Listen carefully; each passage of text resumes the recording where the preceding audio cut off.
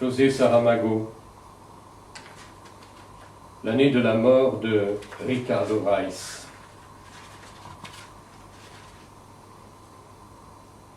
La feuille la plus récente date du 13 novembre 1935. Elle est encore fraîche et dit « En nous vivent des êtres sans nombre. Que je pense ou que je sente, j'ignore quel est celui qui sent ou pense. Je suis seulement le théâtre de la sensation ou de la pensée. Et même si tout ne finit pas ici, c'est comme si cela finissait, puisqu'au-delà de la sensation et de la pensée, il n'y a rien. » Marguerite Yourcenar, discours d'intronisation à l'Académie française. Vous m'avez accueilli, ce moi incertain et flottant.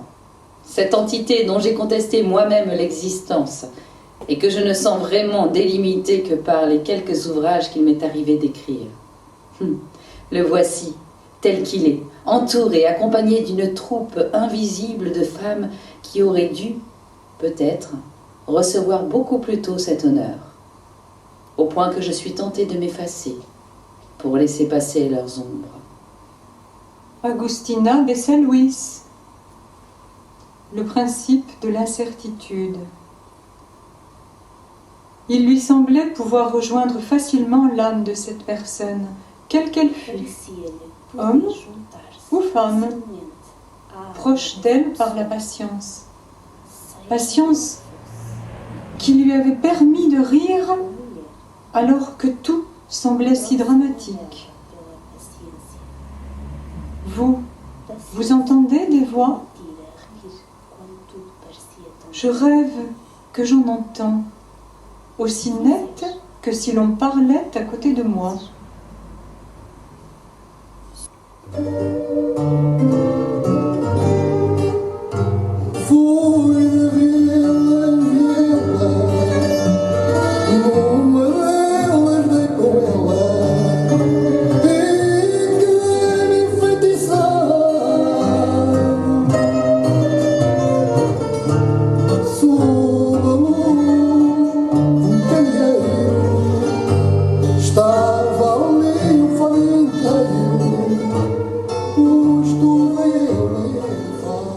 C'était amusant, mais à la longue, frustrant aussi, de savoir, enfin, et de rester silencieuse, statuette précieuse, éclatée en mille poussières, prisonnière d'un temple miniature, tabernacle hermétique. C'était comme si je ne pouvais pas sortir de moi-même, enfermée dans une porcelaine haïssable aux allures de vase chinois. Cendres argentées, délices, citrées, rhubarbe, anis, citron, multicolores, à l'abri dans la lourde bonbonnière asiatique de ma grand-mère.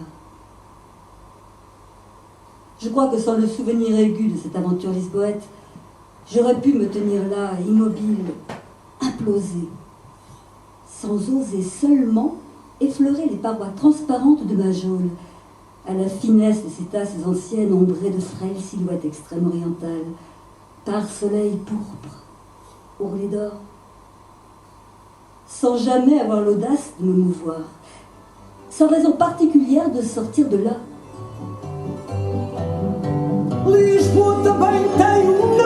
Nicolas, mon compagnon a mis le disque compact que nous avons ramené. Il le passe souvent ces temps-ci.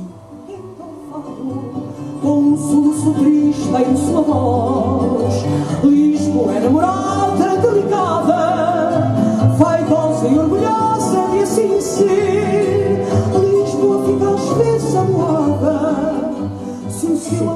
fado qui m'a sauvée. Il a produit l'effet de la Madeleine de Proust. Je me souviens, peu à peu. De ma prison sculptée, je l'entends. Quelques notes, une voix surtout, implorante, tendre. Voix aux accents tantôt féminins, tantôt masculins. Elle chante toujours une supplique, que le navire revienne.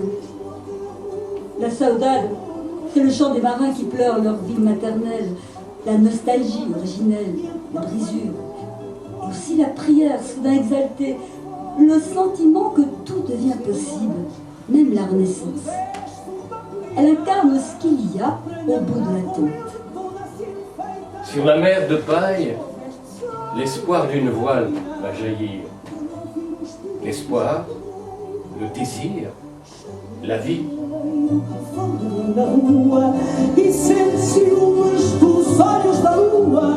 Chamei marinheiro, sem rumo nem rota, sempre atrás das asas de alguma gaivota. Si vous voulez rester un moment avec moi, je vais tout vous raconter. Il vous faut prendre vos dispositions pour une promenade à travers Lisbonne. Ainsi vous saurez, vous aussi. Nous utiliserons le tramway colorié. Il monte et descend les collines, serpente à travers la ville et sonne à qui mieux comme un jeu d'enfant. À se demander si la ville est réelle ou imaginaire. Peu importe, en fait. J'ai lu quelque part ces lignes de Fernando Pessoa. Si l'on me dit qu'il est absurde de parler ainsi de quelqu'un qui n'a jamais existé, je réponds que je n'ai aucune preuve de ce que Lisbonne ait existé, elle aussi, ou moi qui écrive, ou n'importe quoi d'autre, n'importe où. Notre amie peintre, Barbara Robinson, dont le mari traducteur du poète Van Wey était d'origine portugaise, nous avait conseillé de descendre à l'hôtel Borges, rue Garrett, un quartier délicieux, truffé de galeries d'art et de librairies. Mais elle y venait du vivant de Walter et ne pouvait pas deviner que la bâtisse, avec le temps, se serait tassée et aurait besoin d'un ravalement. Cela lui mérite de nous plonger d'emblée dans le Chiado, quartier dont l'atmosphère intellectuelle nous plaisait, parmi des gens qui nous ressemblaient. Nombreux sont les poètes et les écrivains statufiés, les immortels que l'on peut y croiser. Dès notre arrivée, la chaleur qui devait avoisiner les 40 degrés nous suffoqua, et nous allâmes boire au Brasileira un verre de vino verde, à la mémoire de Pessoa. Il se dresse à 2 pas de là, habillé de bronze. Je ne sais si vous avez déjà goûté ce vin parfumé, un rien amer, acidulé. Il sent bon les cèpes de vigne, il est si jeune qu'en portugais, blanc ou pas, on le dit vert. Un délice, digne des dieux antiques. Il est facile d'en abuser. Ma lucidité se perdait dans les faïences qui ornaient le comptoir. Ces azul lejos, propres aux tavernes de Lisboète.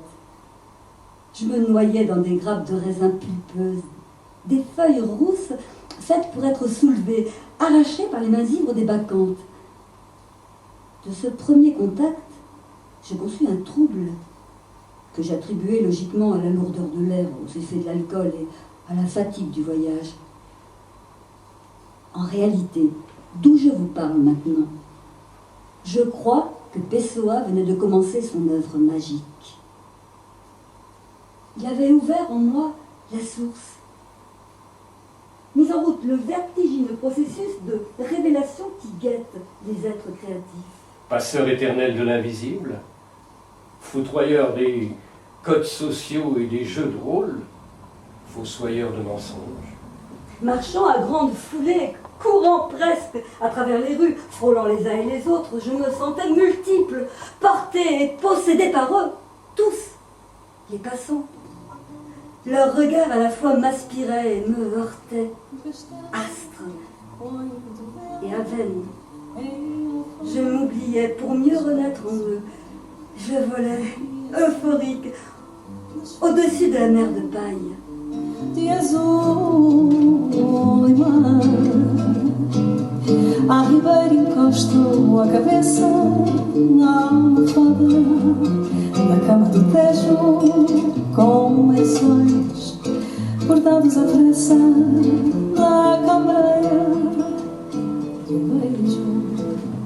cette exaltation fut aussi excessive que brève.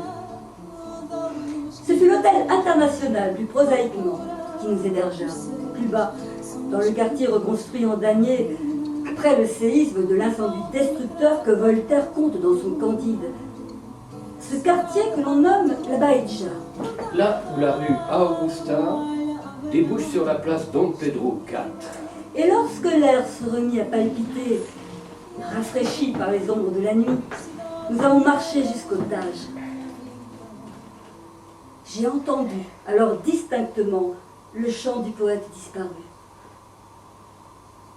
Il me disait: Je n'arrive pas à comprendre comment on peut trouver triste un couchant. À moins que ce ne soit parce qu'un couchant n'est pas une aurore. Mais s'il est un couchant, comment pourrait-il bien être une aurore? Je distinguais de profil les lèvres immobiles de mon compagnon. Silencieux, il contemplait la beauté du monde, il participait du cosmos, sans émoi particulier. Visiblement, il était étranger à cette seconde visite dont Pessoa nous honorait.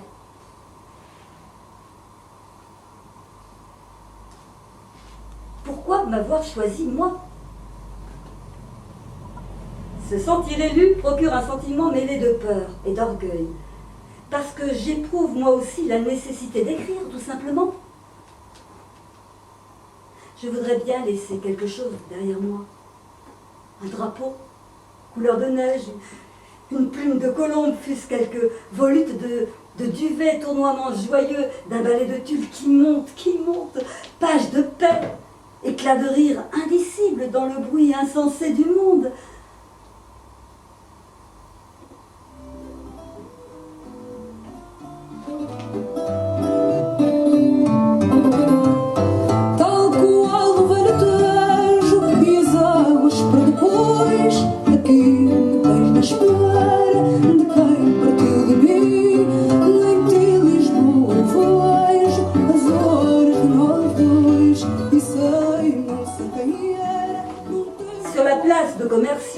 Il y avait d'autres personnages, des couples, quelques enfants, malgré leur tardive, distraits par les hasards de leur flânerie ou leur jeu fantastique. Ils n'avaient pas entendu le maître S. littérature. Au pied de la porte triomphale, érigée au XVIIIe siècle sous les ordres du marquis de Pombal, l'urbaniste à qui Lisbonne dut sa renaissance au lendemain du fameux tremblement de terre, il fut suivi d'un raz-de-marée dévastateur. Un attroupement s'était massé. L'on vocalisait, l'on piaillait. Les Lisboètes sont simples, avenantes, d'un naturel plutôt poli, aimable même. Mais la tchatche s'accommode mal des couchers de soleil. À force de crier, on prend le risque de ne rien voir. Et l'on n'entend pas grand-chose, probablement. À peine le son de sa propre voix. Encore que... Il est vrai qu'il y avait aussi un dormeur. Un errant, assis là, dans la pénombre d'une arcade. Un vagabond tourné vers le couchant. Les traits de son visage étaient évanescents. J'eus l'intuition que s'il avait eu une voix, elle se serait perdue dans les étoiles.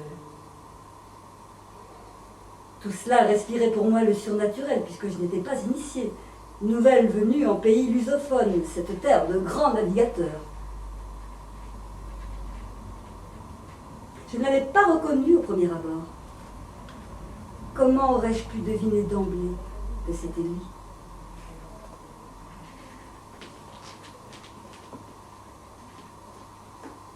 Par chance, il tenait son violon et je pus l'identifier, le violon enchanté. J'avais failli le prendre pour un mendiant. L'on ne voit aucun mal au Portugal. Pas de honte à demander de l'aide.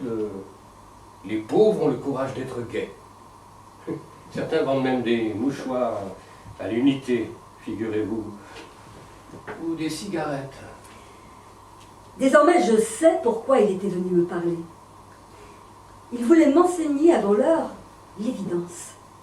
Quelque chose que je n'ose pas nommer, car il n'existe pas de mot assez juste pour qualifier cela. La suprême révélation que je commence seulement à comprendre à mesure que je dévide pour vous le rouet de ma mémoire, disons, provisoirement, pour vous qui êtes si plein de vie. le mystère des correspondances entre les êtres. Signe volatile, pluie de sagesse, feu de lumière spirituelle, fragile comme le cou d'un cygne ou les plumes du pan, ce qui ne se voit pas au sens terrestre et matérialiste du terme, en particulier les sensations fugaces, les pensées fulgurantes qui voyagent d'un écrivain à l'autre, celles qui inspirent les poètes, avant qu'ils en aient identifié la source atemporelle. Ovo que lavas no rio e talhas com teu machado as tábuas do meu caixão.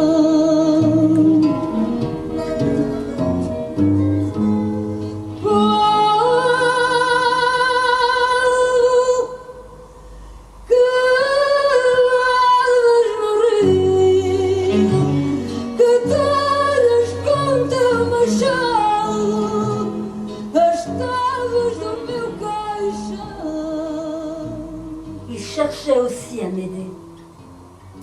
Lui qui avait connu tant de difficultés, tant d'errances.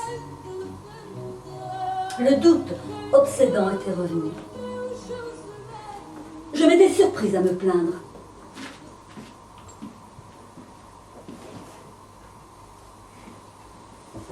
À quoi bon continuer à écrire?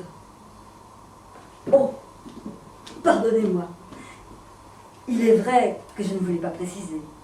Au mieux, chaque jour, en tout cas chaque semaine, malgré les obligations quotidiennes, ma famille, car je suis une femme et vous savez bien que, malgré mon métier, je volais des heures au temps des hommes pour m'apaiser devant la page. Écrivaillon obligé, caresseuse des âmes. Celles que j'affectionne sont celles que malmène la grande histoire, sans qu'elles s'en rendent compte, je veux dire. Celles des gens de peu, mais pas uniquement. Celles des gens de joie plutôt. Et je voguais hors du temps.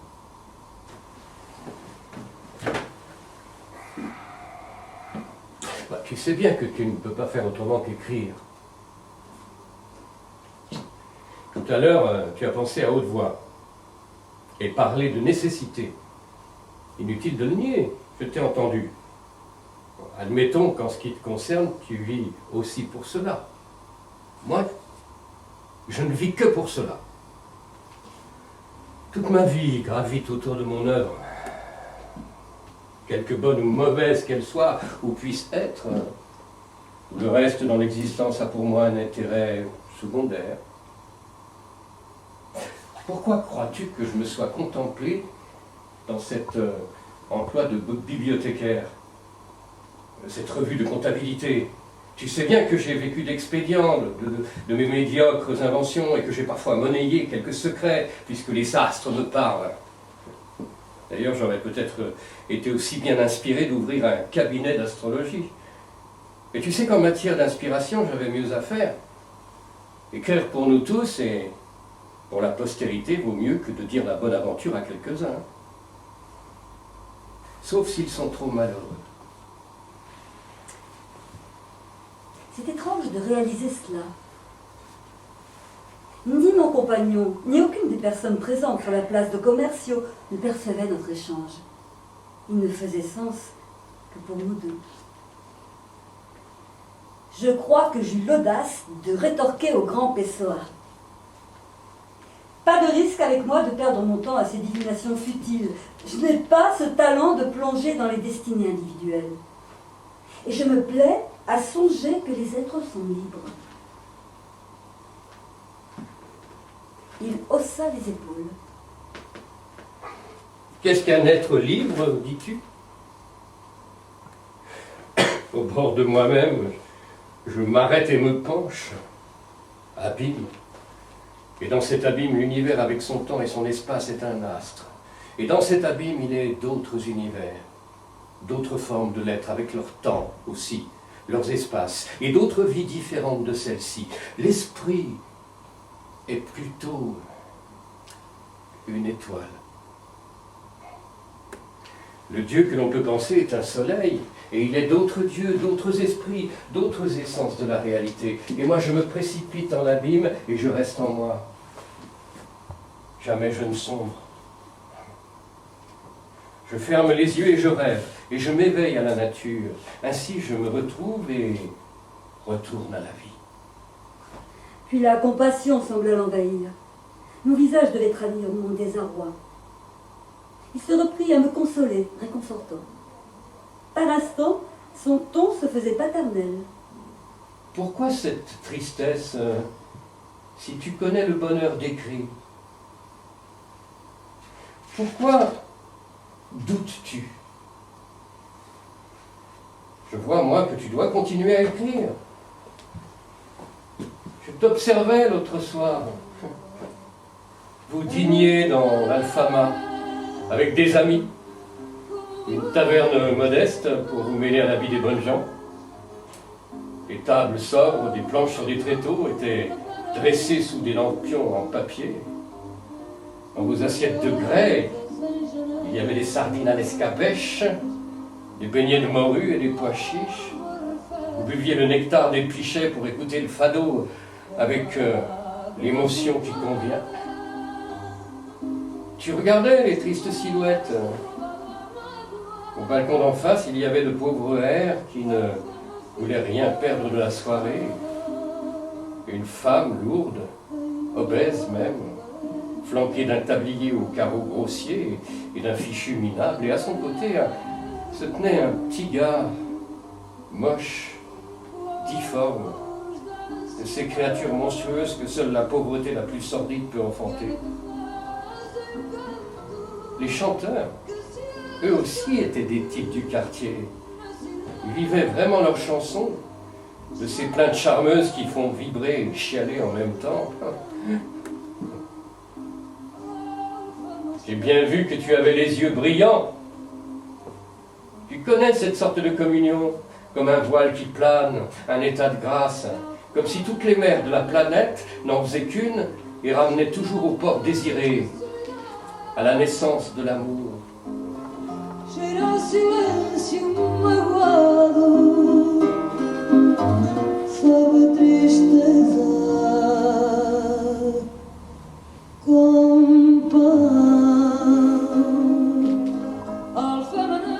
Je ne peux pas vivre de l'écriture. Mes livres ne se vendent pas, ou pas assez. Je n'écris pas à la facilité, peu douée pour le roman fleuve, cette couleur bleu rosé des pittoresques amours de gare, sans le délaver, même trempé d'un nuage d'histoire. Plus c'est creux, et mieux c'est. Trop tout. Je déteste aussi le style dit trash. Pardon. Cette poubelle n'existait pas avant 1935. Il est drogué avec ou sans chien et côtoie des désespérés. Un cortège de sans domicile, d'immigrés ou non, de travestis, de prostituées, d'assistés, de vrais paumés. Tout le contraire de la bohème. Rien à voir avec Baudelaire, la splendeur des paradis artificiels, l'illumination du spleen. Plus c'est noir, mieux c'est. Le mal, mais sans les fleurs. Très dur. Quant aux introspections narcissiques, aux aveux chocs des autobiographies, elle dénonce à vomir le harcèlement moral, l'inceste, l'adultère, le masochisme. Plus c'est intime, plus c'est à la mode. Se perdre dans l'impudeur pour atteindre l'universel, très risqué. Alors, ce qui se vend bien aussi, c'est le sexe, associé à la violence, vérité de toujours, des mots abandés, flagellés, sodomisés. Image virtuelle en plus. Nous avons dépassé l'an 2000 et je suis résolument nulle dans ce genre. Avide de sensualité. La suggestion d'un regard viril. Le frôlement imperceptible d'un bas. Des lueurs sur la caresse des étoffes. Velours vert émeraude ou grenat. L'offrande d'une épaule, d'un éclair de peau dénudée, chaude. La montée lente de plaisir subtil qui s'exacerbe jusqu'à l'orgasme. Là est ma vérité. Plaisir de chair, plaisir mystique. La banalité te va mal. La vulgarité encore plus. Tu es aigrie, hein? Méfie-toi de ne pas devenir ingrate ou jalouse. Certains succès sont joliment mérités, tu le sais. Tu me fais honte. Bientôt tu vas te permettre de compter, d'évoquer de sinistres histoires de tirage. Irais-tu jusqu'à oser parler d'argent? Moi je vais me répéter car décidément tu sembles oublier mon sacrifice. Comment? Moi, j'ai vécu dans un quasi-dénuement, au jour le jour, porté par la poésie du monde et les mots qui s'imposent à moi, me traversent le corps et que je fige sur le papier nu, porté par tous ces êtres qui m'habitent et qui m'obsèdent. Je me sens plus les êtres que j'ai créés que moi-même. Ils me font mal parfois, à la tête. Au point que j'ai dû me libérer en racontant nombre de mes hétéronymes. La plupart des lecteurs connaissent ceux qui m'ont inspiré la nuit folle du 8 mars 1914. Alberto Cairo, notre maître à tous. Un sage. Alvaro de Campos, ingénieur moderniste féru du monde anglo-saxon. Et Ricardo Reis, le médecin qui a dû s'exiler au Brésil. Mais ils sont une bonne quinzaine à me faire imploser le cerveau. Et celui dont on parle depuis peu, Bernardo Soares, modeste employé de bureau, n'est pas le moindre. C'est lui qui m'a dicté le livre de l'intranquillité. Déflagration, puis d'étoiles. Je ne peux faire autrement, vois-tu, que de les supporter tous. C'est pas un jeu, je suis à moi seul toute une littérature. Habité par eux, c'est mon destin. Et je sais qu'en cela tu me ressembles. Toi aussi, tu t'interroges sur l'essentiel, l'identité et le masque, le rêve et la réalité. Tu écris pour que la beauté triomphe. Tu ne peux pas renier ce que tu es. Mais que mes paroles ne te montent pas à la tête, femme brouillonne. Ton art quitte à peine les rives de l'enfance. Tu nais à toi-même, laisse-toi aller, suis le cours de l'eau. Elle te portera loin, comme nous autres, explorateurs du monde et de l'ailleurs. Mais je m'égare, je te parlais de ma pauvreté. Ma véritable vie n'a commencé que lorsque l'on a ouvert la malle, plutôt rustique, où j'avais rangé mes manuscrits. Du temps bruyant, j'ai seulement édité quelques textes, certains en langue anglaise. J'en ai fort peu profité au sens terrestre où tu l'entends. Laisse à d'autres les projecteurs et les honneurs. Contente-toi de la mission que tu portes, sois-en honoré et exerce ton don sans t'arrêter à ces mesquineries. Trop d'agitation nuirait à ton travail. Tu as raison. Les heures que tu voles ne te suffiront pas pour écrire directement tout ce qui te revient. Comme il était dans le vrai. Foi no domingo passado que passei à casa onde vivia a Mariquinhas, mas está tudo tão mudado que não vi nenhum lado. Estas janelas que tinham tabuinhas, do resto do chão ao telhado, não vi nada, nada, nada que pudesse recordar-me a Mariquinhas. E há vidro pegado e azulado onde vi as tabuinhas.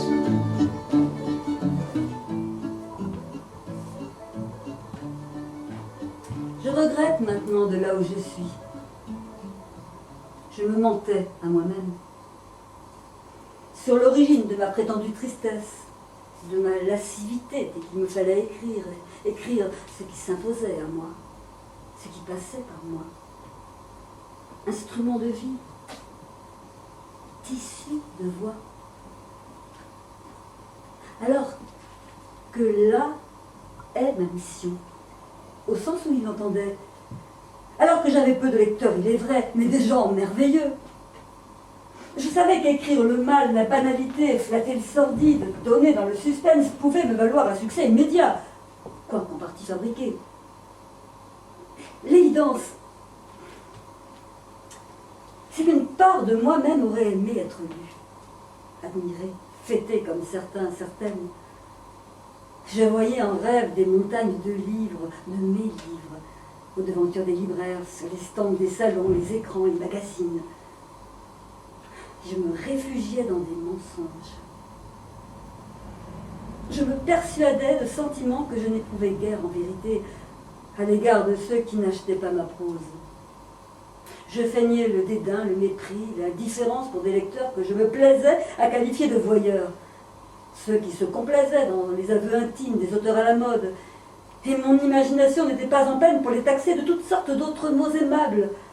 À ce moment, je ne voyais ni plus clair ni plus loin qu'eux. Je marchais en long, en large, jusqu'à m'enliser dans la salle des pas perdus. Je faisais comme si je ne souhaitais pas que le Quidam s'identifie à l'un de mes personnages. Recette éprouvée de best-seller. Mais, avant de le rencontrer, d'entendre l'enseignement du maître, j'étais tentée par le diable. C'était la frustration de n'être pas médiatisée qui menaçait de me réduire à cette trahison vulgaire. Ou le silence.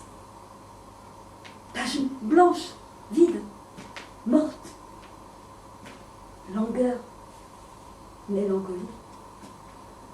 Grâce à lui, désormais, je ressens toute la laideur de ce mot best-seller. Best-seller! Insecte harcelant, bzz, bzz, bourdonnant qui se métamorphoserait non en papillon, mais en une sorte de faune hurleur, espèce de bête sauvage, sourde, dévoreuse, une bête à plusieurs têtes, plusieurs mâchoires munies de dents acérées, ensanglantées, lâchant des langues dégoulinantes jusqu'à terre. Best-seller, mode, produit standard, norme, commerce de masse, mondialisation, imbécilité, chronique. Cliché mortuaire, un goût pour tous le même, plus personne pour vivre. Pour rire! Um fadista já cansado, quando o passado lembrou, agarrou uma guitarra, não pôde cantar, chorou, entrou, sentou-se e bebeu copo de vinho tinto, enquanto que no recinto uma guitarra gemeu. Je crains que vous me songiez. Pourquoi Pessoa lui aurait-il parlé à elle, un auteur méconnu, une femme de surcroît? Il n'a vraiment conversé avec moi que ce soir somptueux de couchant, place de commerce, au bord du Tage. Je le regrette. C'est probablement pour cette raison que je n'ai pas accordé une importance immédiate à notre échange. Quoiqu'il ait été déterminant, je conviens. Cependant, je dois vous avouer, au risque d'exciter votre jalousie, que je l'ai vu une troisième fois. Lisboa já tem sol a cheirar a lua, quando nasce a madrugada sorrateira, e o primeiro elétrico da rua faz curvas chinelas da ribeira. Se chove cheira a terra prometida, procissões têm cheiro a rosmaninho nas tascas da fiada. À Belém, nous avons visité le monastère de Géronimos, car nous voulions nous laisser emporter par ce courant manuélin, être bercés par une houle doucereuse, balayés dans des flots fantasques et puissants. Ce fut ce qui se passa, à la faveur des navires, mâts et figures de proue sculptées çà et là, des voiles calcaires, bien bordés, qui nous entraînèrent vers des cieux aux couleurs de l'océan, des cordages et nœuds marins qui couraient de tout diamètre le long des piliers et des voûtes de l'édifice. Une magnificence que seule avait pu inspirer la fougue des plus grands navigateurs. Lisboa cheira aos cafés do Rocio, e o fado cheira sempre a solidão. Cheira a castanha assada se está frio, cheira a fruta madura quando é verão. Nos lábios tem... Ce serait présomptueux de ma part de suggérer que Pessoa m'attendait. Dans l'église Santa Maria, je l'ai trouvé, dans le corso alto, orné de boiseries en érable. Il était penché non sur le tombeau de Vasco de Gama, où j'admirais subrepticement les formes voluptueuses d'une caravelle, mais, cela ne vous surprendra pas, sur le tombeau de Camões, dont il fixait la plume symboliquement sculptée dans la pierre par la main d'artiste inconnu 4 siècles plus tôt. Effectivement, il ne fit ce jour-là aucun cas de moi. Il ne m'accorda pas même un regard distrait. Il s'entretenait avec Tabouki. Il lui manifestait sa gratitude à propos de Requiem et lui délivrait quelques conseils avisés. Je ne sais si celui-ci les a suivis. Il était question de la tête perdue de Damasceno Montenegro, le roman que Tabouki écrivait alors. Je ne perdis pas un mot de leur conversation, car je m'étais autorisée à m'approcher, aspirée par une force qui me dépassait. Adeus parceiros das fadas, dos fados e das noitadas, adeus sombras da cidade, adeus langor das guitarras. Et je ne fus pas déçue, car le maître développait des idées élevées sur les belles lettres. Il exprimait à quelques milles nautiques près quelque chose comme cela. L'écriture est par essence métaphysique, jeu de miroir, reflet disparu aussitôt qu'entrevu. Elle transcende, transfigure la réalité apparente. Elle pulvérise et sublime. Je crois qu'il se hasardait avec fougue dans la zone des 40e rugissants, et j'avoue l'admirer pour son courage sans limite. Elle interroge sur l'expérience intérieure, sur l'existence au monde et sur la mort, sur l'insaisissable de la communication à l'autre. Ne peut-elle pas être une initiation à un autre regard? Pour quelques lecteurs rares, une sorte de conversation intime, duel feutré et tournoi d'amour courtois, avec quelques autres éclairés qui reflètent à son tour les éclats insoupçonnés, qui répliquent par des parades foudroyantes avant de toucher. Tabouki répliquait avec pertinence comment il alliait la fiction et le réalisme de son enquête romanesque. Je crois qu'il parlait du meurtre d'un gitan à Porto, d'abus policiers dénoncés par un juge original, exemplaire. Il semble que pour cet homme la vérité ait eu un sens, la justice aussi. Mais je n'entendais pas très bien, il est vrai. Mas quem parte é dor demais, é bem pior que morrer.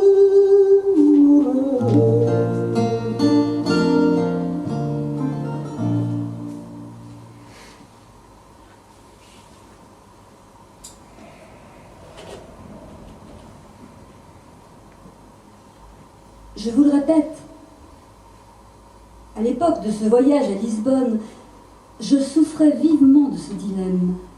Écrire ce qui s'imposait à moi, nécessaire et complexe, dans l'anonymat, à défaut de chercher à plaire. Je ne savais pas encore où je me situais, qui j'étais, peuplée, riche des autres, et je n'assumais pas encore ce choix, comme tant d'autres auteurs. Ce sentiment étrange et naturel de témoigner au-delà de soi pour ceux qui nous peuplent.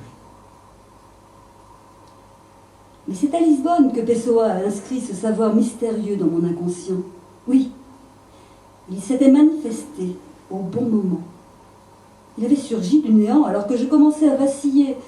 Juste un signe, capté par l'inconscient, ou l'autre côté de la réalité. Le plus beau, c'est qu'à peine de retour de Lisbonne, j'avais entrepris l'écriture de mon premier roman, Les pronoms personnels, qualifiés de singuliers et de merveilleux. J'avais fini de jeter Narcisse au panier. Soit eux, vous, nous, c'est tout comme. Le grand Pessoa n'y était pas étranger. Je le soupçonne de m'avoir soufflé quelques bribes d'air marin, car ce livre a beaucoup plu. Pessoa signifie une personne en portugais. Et Pessoa découle du latin persona, qui veut dire masque. L'ouvrage a plu même de mon vivant, ce qui est injuste à l'égard du maître, je l'admets. De là où je me trouve, depuis mon urne funéraire, cela va sans dire, j'ai toujours eu horreur de la putréfaction terrestre des cadavres, et les vers me font plus fantasmer que le diable en personne. Tout est si clair, si simple, enfin. argenté, délices sucrées. Je viens de me rendre compte qu'il me suffit d'effleurer les parois stylisées pour passer de l'autre côté, du vôtre. Je ne veux plus rester prisonnière de cette farce de porcelaine. Je vais enfin sortir. Pluie de cendres, feu d'artifice, grâce au fado. C'est sa grâce qui me charme. J'exauce sa prière. Meurs dans le vent qui t'emporte, mélancolie, saudade. Je n'entends plus que l'espoir. Une voile apparaît hissée vers le large. Je sais, et je ne tiens plus en place. J'en rêve, j'y crois. J'aurai la force. Le temps n'importe pas. Il ne détruit rien, tel le balancement de la mer. Il nous baigne simplement, comme l'air que nous humons, en regardant bien haut vers l'horizon. Et l'âme exulte avec et au-delà des corps. Poussière d'étoiles, mémoire de vie, mémoire, énergie spirituelle, cosmique, poésie du monde, la seule réalité. C'est l'enseignement du maître. Pessoa n'est pas le seul à pouvoir intervenir ici-bas. Ce n'est pas l'apanage des seules grandes plumes. Camões, Saliqueiro, Sabuki, Antunes, Saramago et les autres. Tous les écrivains et certains écrivaillons le peuvent. Le doivent en fait. Moi aussi. Les cendres se font braise. À moi de les inspirer, ceux qui écrivent, les vivants. C'est mon tour. Femme ou homme, écrivain ou écrivaine. Au moment où Alice Machado écrivait, comme si les phrases étaient devenues une passerelle où je pouvais marcher, aller et venir d'une langue à l'autre, sans frontières, seule en compagnie des mots. Oui, les livres avaient été mon refuge, avec toute la volonté de vie enfermée dedans, où je pouvais voyager. Je partageais avec eux un parfum, une couleur, une présence comme avec des êtres de chair. Leur présence dans la nuit m'aidait à combattre les ombres qui sans cesse me guettaient. qui sait si je n'étais pas déjà présente? À peine aura-t-elle ressenti multiple une langueur dans la main droite, qu'elle a déroulée lentement et suspendue dans l'air du temps. Un bruit comme un craquement, étirement des tendons, fibres musculaires. Qui sait si je ne me tenais pas penchée vers elle? À quatre mains. Je sors. Me voilà. J'arrive. S'il me plaît de me glisser en vous, n'en prenez pas ombrage. J'ai le pouvoir de peupler votre univers des songes les plus fous, des joies les plus délicates. Je suis là, invisible, tendre. Tout à vous. Je vais vous asperger de mots heureux, grains de riz de nos noces. Vous écrivez, je dicte. Savez-vous que Saramago a déclaré dans un journal brésilien: L'année de la mort de Ricardo Reis nous fait accepter comme plausible l'idée d'une autre vie, qui est mensonge, et par voie de conséquence une autre vérité, un autre masque. Il y a du vertige dans ce jeu. O ano da morte de Ricardo Reis nos faz aceitar como plausível a ideia de uma outra vida, o que é mentira, e por consequência, uma outra verdade, uma outra máscara. É um jogo. Vertigineux, magique. À chacun de s'y retrouver. L'important est de retomber sur ses pieds comme le chapeau de la cime lorsqu'il tombe dans l'abîme.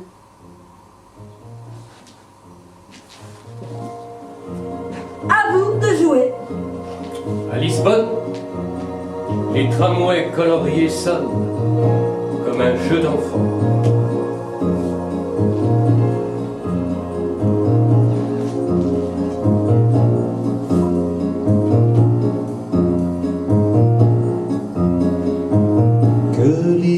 Lisbonne est jolie, la fumée des vapeurs sous la brise mollie prend des formes de fleurs. Nous irons à Lisbonne, à nous le pardonne, viendrons sans agrège. Ce